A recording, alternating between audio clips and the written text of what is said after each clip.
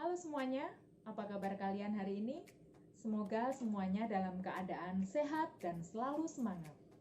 Nah, kali ini ketemu dengan saya dalam pembelajaran ekonomi yang akan membahas materi kelas 10, kompetensi dasar 3, yang bertema pelaku ekonomi dalam kegiatan ekonomi.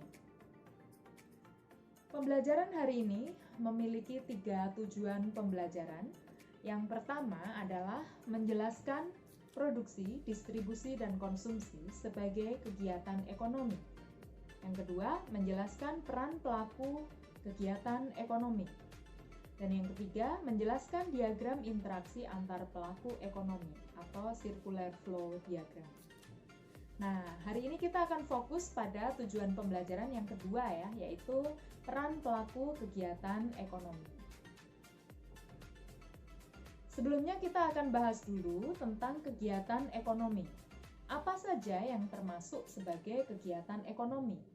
Ada 3, yaitu produksi, distribusi, dan konsumsi. Produksi adalah kegiatan membuat atau meningkatkan nilai guna barang atau jasa dengan tujuan untuk memenuhi kebutuhan dan memperoleh keuntungan. Distribusi adalah kegiatan menyalurkan barang atau jasa dari produsen kepada konsumen. Sedangkan konsumsi adalah kegiatan memakai, menghabiskan, mengurangi nilai guna suatu barang atau jasa untuk memenuhi kebutuhan. Nah, sebelum kita masuk ke pelaku-pelaku kegiatan ekonomi, kita akan memahami dulu apa itu faktor-faktor produksi. Faktor-faktor produksi adalah segala sesuatu yang dibutuhkan untuk memproduksi barang dan jasa.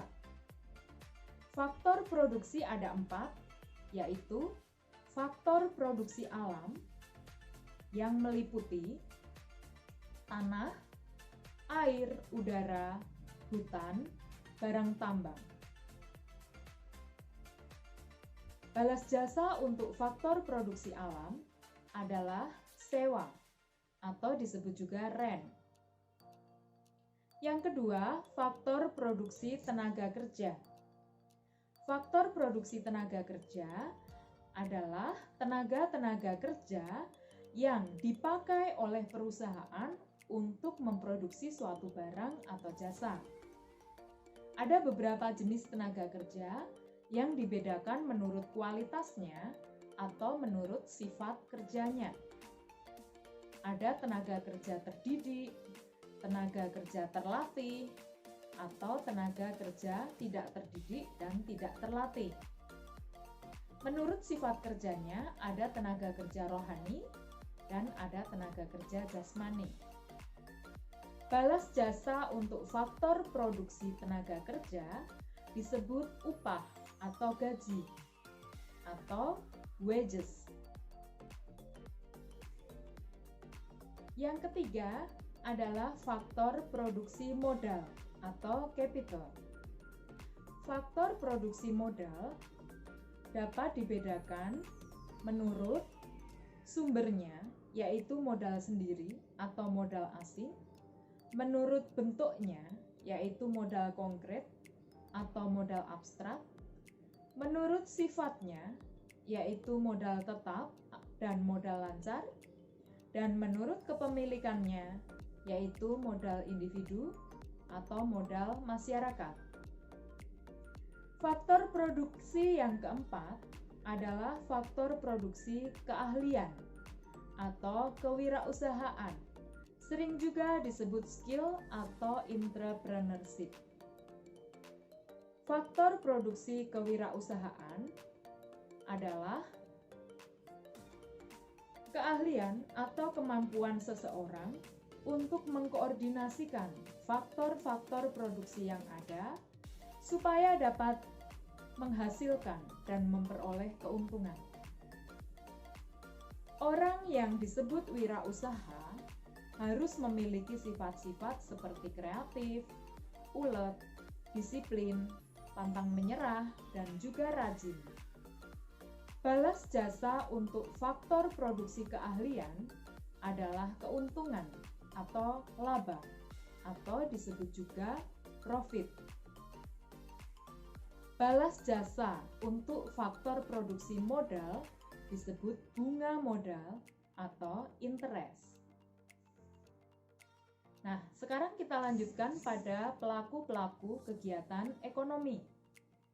Ada 4 pelaku ekonomi dalam kegiatan ekonomi, yaitu rumah tangga konsumen atau biasa disebut RTK, rumah tangga produsen atau biasa disebut RTP, pemerintah, dan masyarakat luar negeri. Masing-masing pelaku ekonomi tersebut memiliki peran. Nah, kita akan bahas satu persatu ya peran-perannya. Kita mulai dari RTK atau rumah tangga konsumen. RTK memiliki 3 peran. Perannya yang pertama adalah sebagai konsumen yang melakukan permintaan barang atau jasa. Jadi, RTK ini membeli barang dan jasa yang diproduksi oleh produsen, sehingga produsen bisa memperoleh penghasilan. Dalam hal ini, seorang rumah tangga konsumen harus memberikan balas jasa atau pembayaran atas barang dan jasa yang sudah dibelinya. Kemudian peran yang kedua adalah sebagai penyedia faktor produksi. Rumah tangga konsumen supaya memiliki penghasilan akan menjual faktor-faktor produksi kepada perusahaan atau RTP. Mereka bisa bekerja atau dengan kata lain menjual faktor produksi tenaga kerja, atau mereka bisa juga menyewakan lahan atau menjual faktor produksi alam. Bisa juga mereka melakukan investasi modal atau menjual faktor produksi modal. Bisa juga mereka menjadi seorang entrepreneur atau seorang pengusaha. Kemudian peran yang ketiga, seorang RTK adalah sebagai pembayar pajak kepada pemerintah.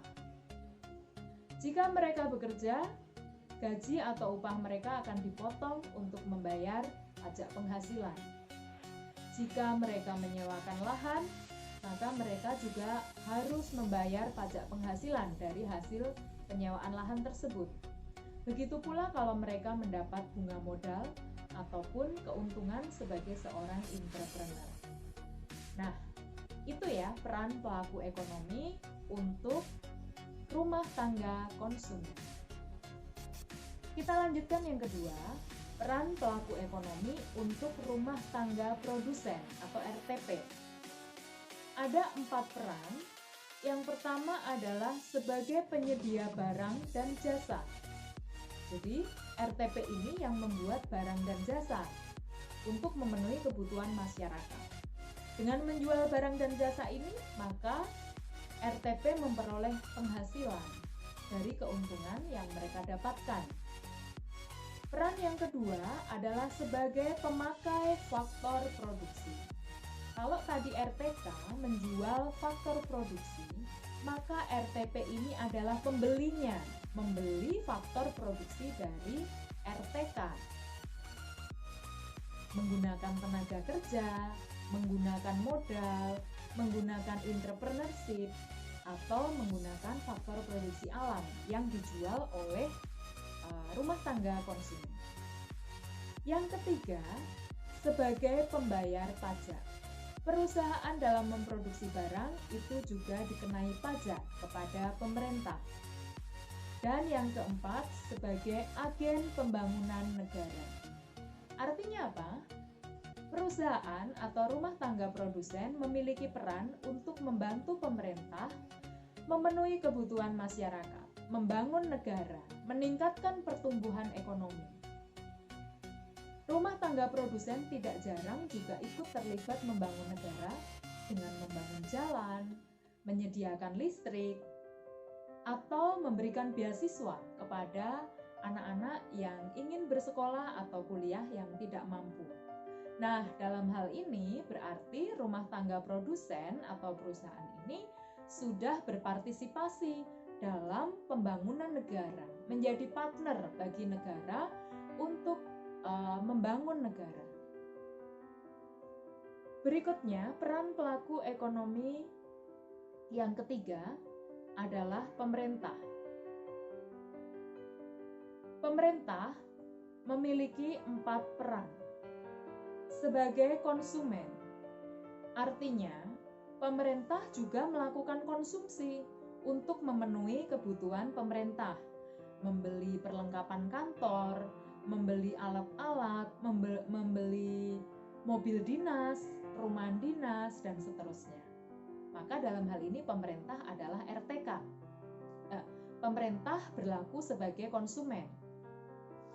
Nah, pemerintah juga berlaku sebagai produsen atau RTP. Artinya apa? Pemerintah juga menjual barang dan jasa kepada masyarakat melalui badan usaha milik negara, ya, perusahaan-perusahaan pemerintah yang memproduksi barang untuk dijual kepada masyarakat.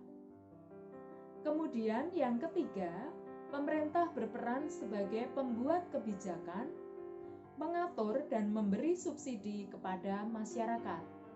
Ini sebagai balas jasa pemerintah karena pemerintah sudah menerima pajak dari masyarakat. Apa yang diberikan pemerintah? Ya tentunya pelayanan. Dalam hal ini aturan, kebijakan maupun subsidi bagi masyarakat. Peran yang keempat adalah sebagai penerima pajak. Pajak yang dibayarkan oleh RTK maupun RTP diterima oleh pemerintah, digunakan untuk kemakmuran masyarakat sebagai bentuk pemerataan distribusi pendapatan. Peran pelaku ekonomi yang keempat adalah masyarakat luar negeri. Ada 4 peran dari masyarakat luar negeri ini.